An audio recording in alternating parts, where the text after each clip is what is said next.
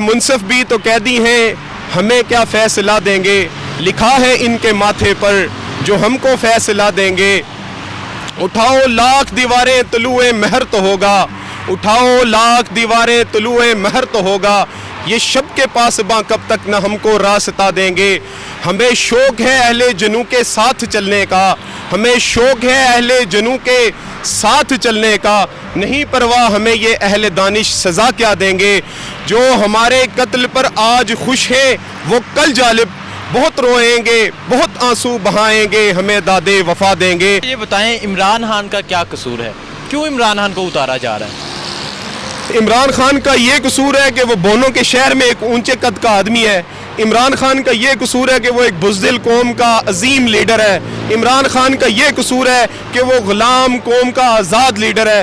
عمران خان کا یہ قصور ہے کہ وہ یہاں پہ آزادی کی بات کر رہا ہے، غلاموں کی اس معاشرے میں آزادی کی بات کر رہا ہے۔ آپ کو پتہ ہے غلامی کے رواج بھی بڑے عجیب ہوتے ہیں، بڑے ہی دبے پاؤں چلتے ہیں، غلام کوئی جاگ بھی نہ جائے یہاں پہ تاکہ کوئی سوتے ہوئے جاگ بھی نہ جائے۔ ایسی قوم میں ایک ایسا آزاد ببانگ دہل اپنی قوم کی آزادی کی بات کرنے والا، اگر اس قوم میں کوئی لیڈر آئے گا، ذوالفقار علی بھٹو کے وہ الفاظ کہ اللہ کبھی بھی بزدل قوم کو ایسے عظیم لیڈر نہ دے، میں یہی کہوں گا اس کا یہی قصور ہو سکتا ہے جو ہمیں نظر آ رہا ہے۔ اس نے آزادی کی بات کی ہے، اس نے کہا ہے کہ ہم نہیں کسی کے ٹکڑوں پہ پڑیں گے، ہم کسی کے سامنے نہیں جھکیں گے، ہم آزاد خارجہ پالیسی کے ساتھ چلیں گے۔ صرف اور صرف اسے آزاد خارجہ پالیسی کا یہاں پہ سزا دی جا رہی ہے۔ اس سزا میں تو چاہ رہا ہوں کہ یہ ایک ادارہ ابھی ایکسپوز ہوا ہے، جتنے بھی رہے کھے ادارے ہیں جو کبھی لیفٹ اور رائٹ کر رہے ہیں، میں کہتا ہوں وہ بھی ایکسپوز ہو کے رہ جائیں، جنہوں نے یہ سارا کیا ہے وہ بھی ایکسپوز ہو کے رہ جائیں۔ آپ کو پتہ ہے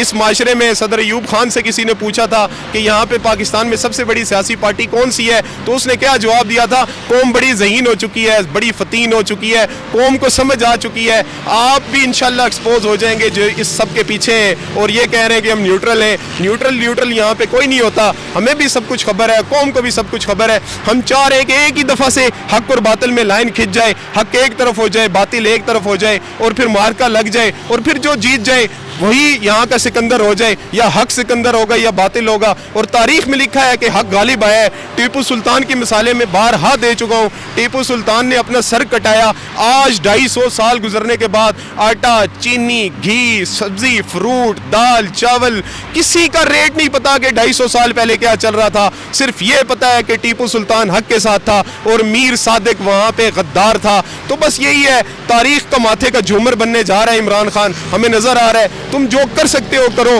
امریکہ کی جو سازش ہے اس پہ چلنا ہے، یا اغیار کی جس سازش پہ چلنا ہے، اسے مارنا ہے مار دو، اسے قتل کرنا ہے قتل کر دو، لیکن وہ تاریخ کے ماتھے کا جھومر بن چکا ہے، ہمیں اس سے پیار ہے۔ اچھا ذہن بھائی یہ بتائیں، ساری دنیا عمران خان کو گرانے کے لیے لگی ہوئی ہے، کیا قصور ہے عمران خان کا، وجہ کیا ہے؟ بھائی جان ساری دنیا اسی لیے اکٹھی ہو گئی ہے کیونکہ امت مسلمہ کا لیڈر بننے جا رہا ہے عمران خان۔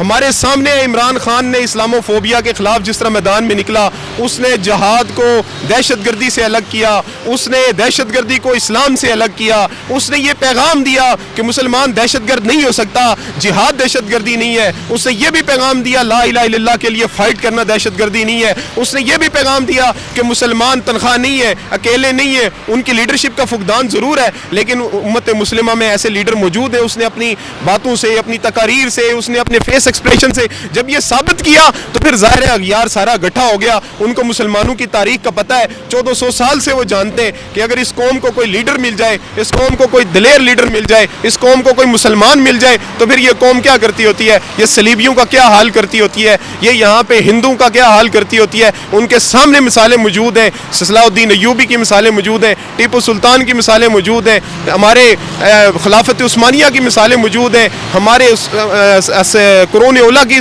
مثالیں موجود ہیں، ہمارے صحابہ کرام کی مثالیں موجود ہیں۔ انہیں پتہ ہے جب مسلمان متحد ہو جاتے ہیں، جب یکجان ہو جاتے ہیں تو پھر وہ ظلم کو تہس نہس کر کے رکھ دیتے ہیں، وہ کفر کو توڑ کے رکھ دیتے ہیں، وہ اسلام کو غالب کر کے رکھ دیتے ہیں۔ ان کو یہ بھی پتہ ہے کہ ہمارے قرآن میں لکھا ہوا ہے کہ اسلام غالب آنے کے لیے آیا ہے، تو انہیں یہ چیز نظر آئی کہ کہیں یہ ان کو لیڈ نہ کر دے، تو پوری دنیا کی کفر کی طاقتیں اس کے خلاف متحد ہو گئی، اور ایسے 2 ٹکے کے لوگوں کو انہوں نے خرید لیا، ایسے نفسیاتی مریضوں کو خرید لیا، اور ایسے بیماروں کو خرید لیا، اور یہ خرید کر اپنے پیسے کی طاقت کے اوپر عمران خان کو ہٹانے کی کوشش کر رہے ہیں۔ اگر ان سے یہ نہ ہٹا تو یہ پھر اگلا حربہ یہی استعمال استعمال کریں گے, اس کو مار دیں گے, اسے قتل کر دیں گے, یہی ہو سکتا ہے. اور ہمیں نظر آ رہا ہے کہ تاریخ میں اس طرح پہلے بھی دلیر لیڈر اسی طرح, اور یہ ابھی بھی اسی کی طرف لے کے جا رہے ہیں, تاریخ کو اس کو قتل کرنے کی طرف لے کے جا رہے ہیں. اچھا مجھے یہ بتائیں, جو نئی حکومت آنے جا رہی ہے, میاں شہباز شریف صاحب وزیر اعظم, مولانا فضل الرحمان صاحب صدر, اس نئی جو حکومت آ رہی ہے ان کے بارے میں کیا کہیں گے؟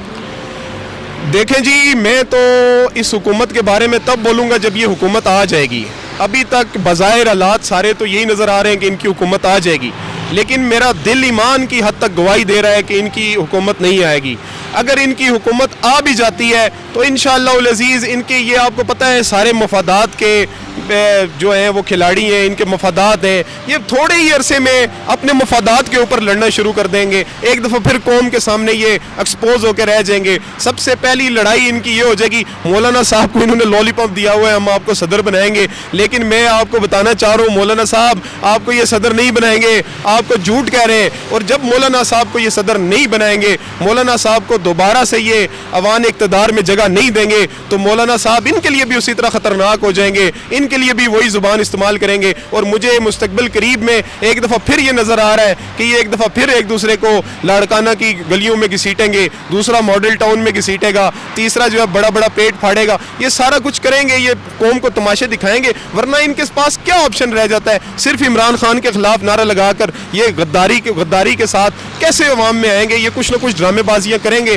اور مجھے نہیں لگتا کہ ان کی حکومت زیادہ دیر چلنے والی ہے. یہ قوم سڑکوں پہ نکل آئے گی. اب اس قوم نے یہ مائنڈ سیٹ تیار کر لیا ہے کہ ہم نے جو ہے ان چوروں کی حکمرانی کو برداشت نہیں کرنا. یہ قوم ان کو نہیں برداشت کرے گی. یہ ایک بہت بڑا سیاسی آئینی بحران پیدا کرنے کی کوشش کر رہے ہیں. مجھے لگتا ہے کہ عمران خان نے کہا ہے کہ یہ خط کے ذریعے نہیں, اپنی ایکشن کے ذریعے بھی یہ غداری کی طرف جا رہے ہیں. یہ پورے ملک میں انارکی اور انتشار پھیلا رہے ہیں, ورنہ ایک چلتے ہوئے ایک حکومت کو اس طرح گرانے کی ان کے پاس کیا ایسی آفت آ گئی تھی کہ پہلے تو کہہ رہے تھے ہم پورا موقع دیں گے تاکہ ایکسپوز ہو جائے, لیکن جب انہیں نظر آیا کہ یہ کامیاب ہو جائے گا تو یہ سارے مل کے ملک کو انارکی کی, انتشار کی طرف لے کے جا رہے ہیں. جس قوم نے عمران خان کو سلیکٹ کیا, اس قوم کے یہ جذبات کو توڑ کر یہ اپنی ذات کی, اپنی روح کی تسکین کرنا چاہ رہے ہیں. تو یہ تو اس کے بعد پھر یہ غداری کی طرف جائیں گے. یہ ملک عوام ان کو ایکسیپٹ نہیں کرے گی. اچھا یہ بتائیں, آپ عمران خان کو سپورٹ کر رہے ہیں, وجہ کیا ہے؟ خان صاحب کو سپورٹ کرنے کی کیا وجہ ہے؟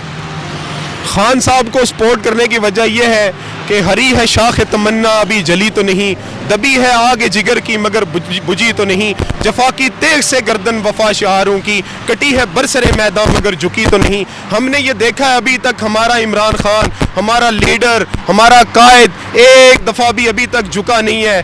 ہر وقت اس نے اغیار کے سامنے یہ پیغام دیا ہے کہ میں آپ لوگوں کے خلاف کھڑا ہوں گا, اس قوم کی آواز بن کے کھڑا ہوں گا. اور اسے یہ بالکل پرواہ نہیں ہے کہ میری جان چلی جائے گی. وہ بارہا کہہ چکا ہے اس قوم کے لیے میری جان چلی گئی تو چلی جائے, مجھے کوئی فکر نہیں ہے. اس کی یہ ادا ہمیں پسند ہے, ہمیں یہ سچائی پسند ہے, اس کا یہ قوم کے ساتھ کھڑے ہونے کا انداز پسند ہے. ہمیں یہ پسند ہے کہ وہ محمد عربی صلی اللہ علیہ وسلم کے دین کا اصل وارث بن کے کھڑا ہوا ہے. وہ مسلمانوں کے ابھی پوری دنیا کے مسلمانوں کے جذبات کی ترجمانی کر رہا ہے. وہ قوم کا معلم بن کے کھڑا ہے, وہ قوم کا استاد بن کے کھڑا ہے, وہ قوم کا باپ بن کے کھڑا ہے. اس کو درد ہے, اس کو تڑپ ہے, وہ کسی کو تکلیف میں دیکھتا ہے وہ تڑپتا ہے, اس کے چہرے سے حیا ہے. وہ اپنی ہیلی کاپٹروں میں پائے لاہور سے منگوا کر, دوسرے ملکوں سے برانڈڈ کپڑے منگوا کر نہیں پہن رہا. اس کی مثالیں ہمارے سامنے بہت سی چیزیں دیکھی ہیں کہ وہ کیسے درد رکھ کے اس عوام کا بیٹھا ہوا ہے. اس درد کو, اس کے دل کے اندر تڑپ کو, اس کی عوام کے بارے میں محبت کو اگر ہم نہ سمجھیں تو ہم سے بڑا بدقسمت کوئی نہیں ہے. میں قوم کے نوجوانوں کو, قوم کے تمام لوگوں کو یہ کہنا چاہ رہا ہوں, خدا کے لیے اس کی قدر کریں.